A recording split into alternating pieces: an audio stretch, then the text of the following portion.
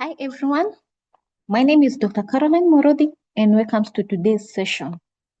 Last time we looked at heme itself, that is its structure, how it is made and even how it's broken down during degradation. But now let's move a step further and see what happens when heme is a part of a larger protein. And this brings us to globular hemoproteins. And the two most important ones you will encounter are hemoglobin and myoglobin. One may ask, why are they important? Well, heme on its own is just a pigment. It only becomes biologically powerful when embedded in proteins. In hemoglobin and myoglobin, heme allows us to transport and store oxygen. So let's start with hemoglobin. You will find it only inside the erythrocytes.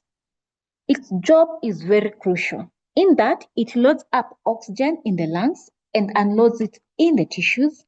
At the same time, it picks up carbon dioxide from the tissues and delivers it back to the lungs. And so you can picture hemoglobin as a delivery truck, constantly shuttling oxygen and carbon dioxide around the body. Now that we have understood the function of hemoglobin, let us take a closer look at its quaternary structure. And here we're going to look at the adult hemoglobin.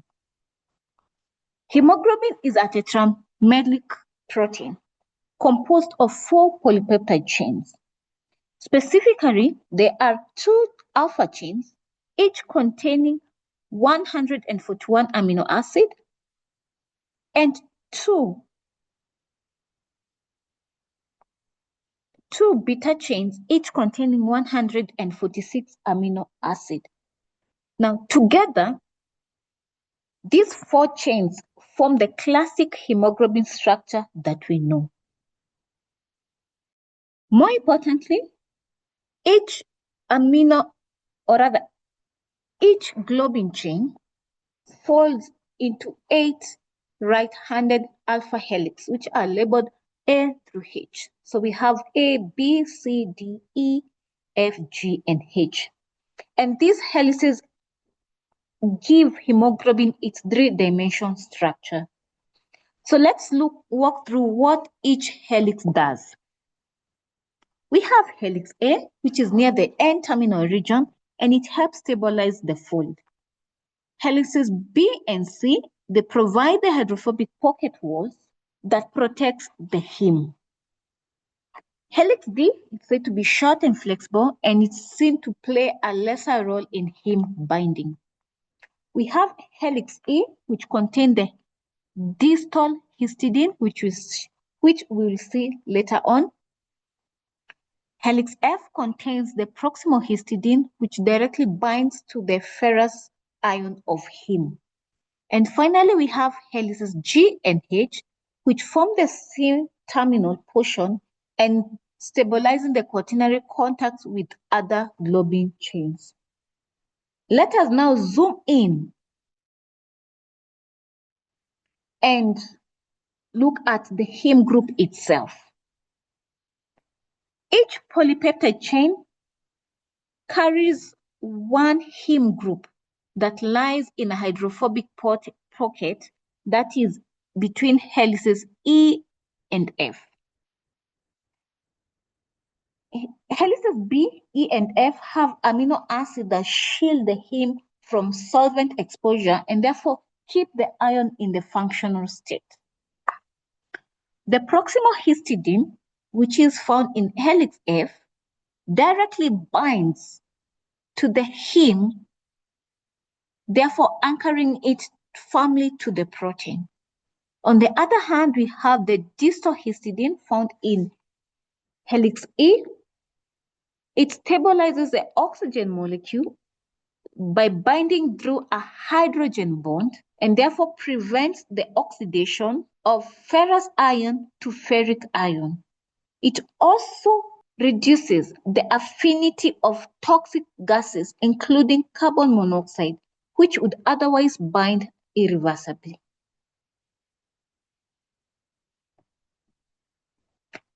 When we are talking about the polypeptide chain interaction, it is important to note that the stability of each globin subunit, that is the polypeptide chain, is stabilized by hydrogen bonds, hydrophilic interactions, and also the van der Waals forces between the helices.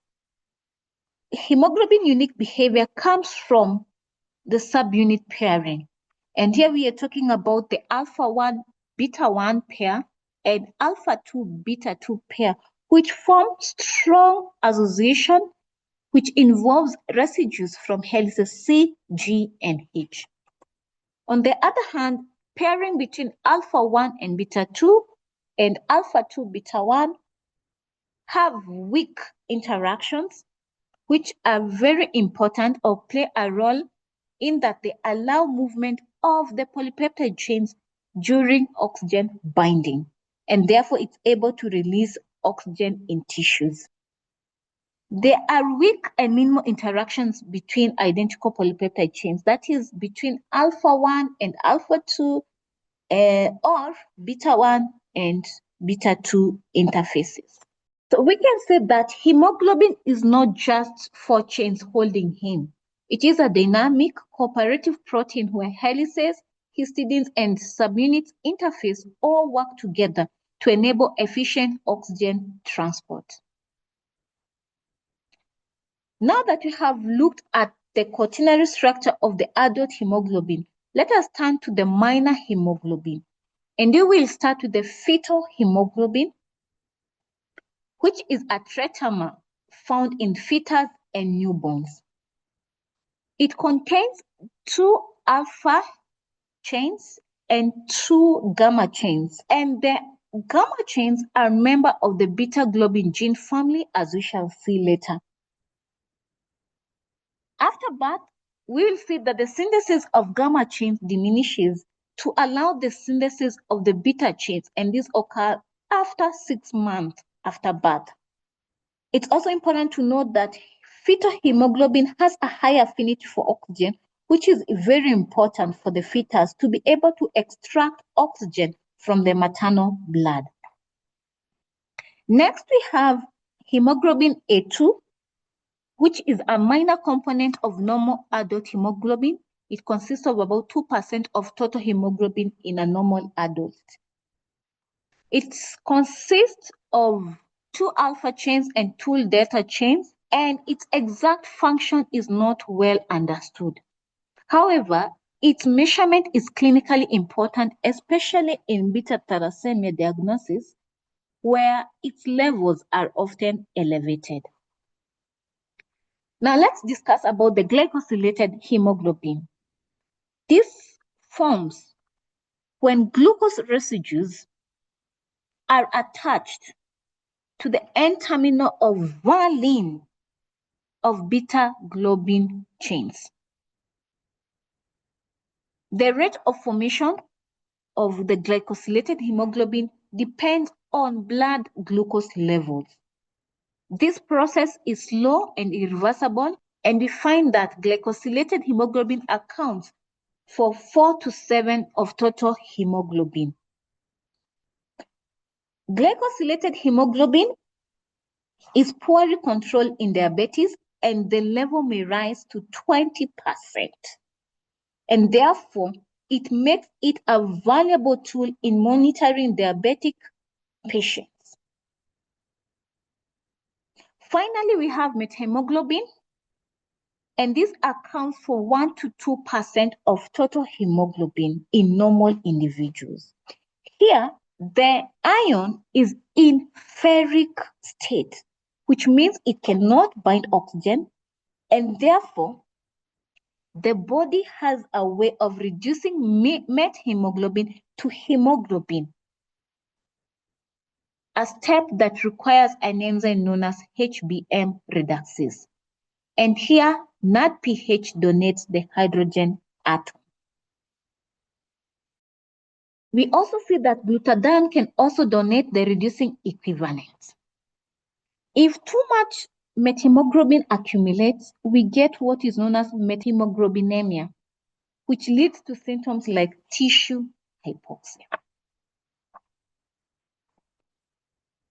Hemoglobin genes are structurally organized into gene families. Let's start with the alpha gene family, and we find that the alpha gene cluster on chromosome 16, which contains 2 genes of alpha globin chain. So we have 2 copies of alpha globin chain, which are designated as alpha 1 and alpha 2. And each can provide alpha globin chain that combine with the beta globin chain. We also see that the chromosome 16 also contains delta genes that are expressed early in development as an alpha globin-like component of embryonic hemoglobin. For beta gene family, the beta gene cluster is located on chromosome 11. It contains a single beta globin gene, which becomes active after birth and codes for the beta chains of hemoglobin of adult hemoglobin. This family also includes other genes such as the gamma and epsilon, which are important during fetal and embryonic stage before being replaced by the beta expression in adults. Now let's look at hemoglobin formation. Every day your body makes billions of RBCs, and at the heart of each one lies hemoglobin, the molecule that we all know keeps us alive. But hemoglobin does not just appear. It is carefully crafted step by step inside the bone marrow. So you can think of hemoglobin like a 2-part puzzle. One piece is a heme group, the iron-containing ring that actually grabs oxygen, and the other piece is a globin protein, which folds around heme to protect it and deliver oxygen. Neither can function alone. Heme without globin is toxic, and globin without heme is useless. Only when the two come together in a perfectly timed process do we get a functional hemoglobin. Good to note that your body is so precise that it makes equal amount of alpha chain and beta chain every day, which are about 8 grams, as we shall see, per day. And if this balance is lost, erythrocytes become fragile and oxygen transport is compromised. So we can say that the normal hemoglobin concentration in blood is about 12 to 15 grams per 100 milliliters. And heme not only binds oxygen, but also plays a regulatory role by activating globin synthesis in the nucleated reticulocytes of bone marrow cells. Remember, we said that in human adult, we have 8 grams of globin synthesized per day, and that the 2 chains are formed independently at the same rate, but they are coordinated in that each alpha globin will have a beta globin chain partner. In our last session, we already looked at how heme is synthesized. Now let's walk through how globin chains are made. Expression of globin genes start in the nucleus of RBC's precursors, that is the erythroblast. And the DNA sequence encoding the globin chain is first transcribed into an mRNA precursor. And therefore, the RNA produced becomes the template for the synthesis of a globin chain. However, the pre-mRNA has to undergo modification, including splicing, where we remove 2 introns. And then the exons are joined together in a continuous linear sequence. And so the processed mRNA is now mature mRNA molecule. This mRNA carries the exact blueprint for a globin chain, and it is therefore exported from the nucleus to the cytosol. And in the cytosol, ribosomes read the mRNA code, and the sequence is translated into a globin peptide chain that is alpha and beta. And the newly made globin chain associate with heme in the mitochondria to form hemoglobin. The life of RBC is about 120 days, after which it becomes old and fragile. These aged erythrocytes are recognized and broken down by reticuloendothelial cells of spleen and liver. These aged erythrocytes are recognized and broken down by reticuloendothelial cells of spleen and liver, releasing their hemoglobin. Any hemoglobin that escapes into circulation is not left free because that could be toxic. Instead, it is bound by a plasma protein called haptoglobin, which has remarkable ability to carry two hemoglobin molecules at once. So this complex is then transported to the liver. In the liver, hemoglobin is split into two main components, heme and globin. Once separated, the globin portion of hemoglobin does not go to waste. It can be reused directly, or it is degraded to amino acid, which can be recycled to build new proteins. Meanwhile, the heme portion undergoes degradation and is converted to bilirubin, the bile pigment, as discussed earlier, and excreted in urine or in feces.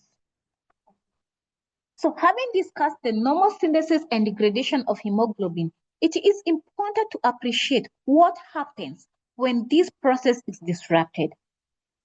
And this results to what is known as hemoglobinopathies, which are a group of genetic disorders caused by structurally abnormal hemoglobin molecules or synthesis of insufficient quantities of normal hemoglobin. These conditions often manifest as anemia of varying severity, recurrent hemolysis, and tissue hypoxia. One of the most studied hemoglobinopathies is the sickle cell anemia, and this is an autosomal recessive disorder which occurs in individuals with inherited two mutant genes that cause for the synthesis of beta-globin chain. A single point mutation replaces glutamate with valine at position 6 of the beta-globin chain. And therefore, the mutant beta-globin is designated as beta-S, resulting to a hemoglobin with 2 alpha and 2 beta-2S, which is referred to as HBS disease. The resulting abnormal hemoglobin behaves normally when oxygenated. But in the deoxygenated state, it undergoes polymerization because of the valine, distorting the RBCs into a rigid sickle shape. And these sickle cells have a much shorter lifespan, surviving less than 20 days compared to the normal 120 days. And this leads to chronic hemolytic anemia. A related but milder disorder is the HBC disease, that is hemoglobin C disease, which also has a substitution at position 6, where glutamate is replaced with lysine at position 6 of the beta-globin chain. And this substitution leads to formation of hemoglobin C, which is associated with relatively mild chronic hemolytic anemia compared to sickle cell disease. Individuals with both sickle cell mutation, or rather individuals with both sickle mutation and HBC mutation can develop the hemoglobin SC disease. This is a sickling disorder in which some globin chains have the sickle cell mutations, while others have beta-globin chains carrying the mutation found in HBC disease. Clinically, the HBC or the hemoglobin SC disease often presents with milder symptoms than sickle cell anemia, but hemolysis still occurs. Another important abnormality is the methemoglobinemia, and in this condition, the iron in heme is oxidized to the ferric state, which cannot bind oxygen. And this disorder arises due to oxidizing drugs or reactive oxygen diseases or even genetic diseases of the enzyme NADH cytochrome B5 reductase that normally converts ferric ions to ferrous ions. Clinically, the disorder is associated with tissue hypoxia and may range from anxiety and headache to coma and even death. A broader class of disorder is the thalassemia, which are hereditary hemolytic disorder in which imbalances occurs in the synthesis of globin chains. Unlike sickle cell and HBC disease, which involve structural defects, thalassemia are quantitative defects. And it's associated with mutation including entire gene deletion, substitution, or deletion of one or many nucleotides in the DNA. Let's start with the beta thalassemia. And this results from mutation that reduces the production or synthesis or even absence of the beta globin chains. However, the alpha globin chain synthesis is normal. And so excess alpha globin chains, that means without enough beta chains, will result to the alpha chains precipitating and causing premature death of cell-initiated destined to become mature RBCs. Individuals with one defective beta globin genes have what we call beta thalassemia trait or beta thalassemia minor, whereas those with two defective have beta thalassemia major or choleanemia, a severe transfusion-dependent anemia. It's also important to note that those with beta thalassemia trait are often asymptomatic. Looking at the alpha thalassemias, it arises from deletion mutation affecting one or more alpha globin chains. If only one is defective, the person is said to be a silent carrier of alpha thalassemia.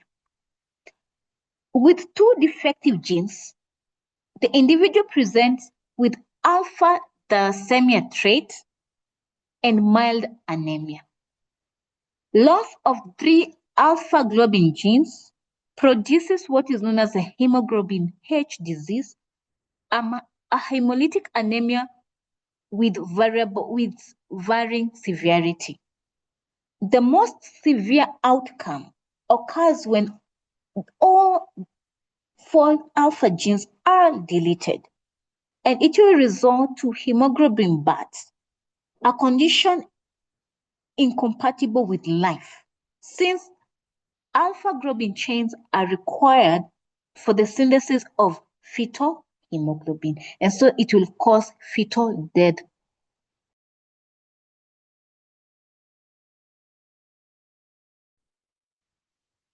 Myoglobin is composed of a single polypeptide chain rich in alpha helical content and folds into 8 distinct helices, A through H. And these helices are interrupted by proline residues that introduce bends and loops, and it is further stabilized by ionic interactions which give the protein its compact globular shape. In terms of amino acid arrangement, myoglobin follows a typical globular protein pattern in that the hydrophobic residues are buried within the interior where they interact with each other, and the polar residues are positioned on the protein surface, that is the exterior, where they form hydrogen bonds with water and therefore enhance solubility in the cellular environment. At the heart of myoglobin lies the heme prosthetic group, which is positioned in a hydrophic clevis lined with nonpolar acid and 2 histidine residues.